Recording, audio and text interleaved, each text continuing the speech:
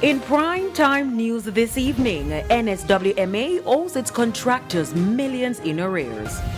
Man charged in Manchester mob killing freed. And PNP steps up protest calling for the resignation of Health Minister.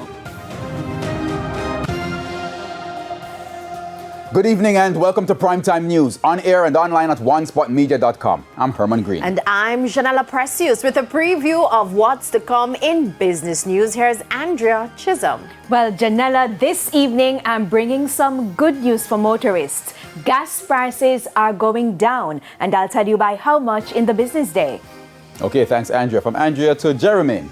Good news in sports, Jeremy? Well, thank you, Herman. The Intercollegiate Sports Association could be seeing a new dawn. They have elected, well, a new president. We'll tell you a lot more about that a bit later on.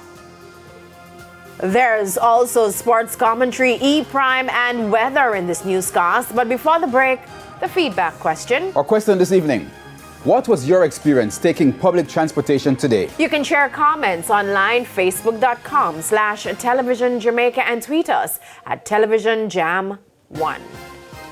Please stay with us. Primetime News returns right after this break.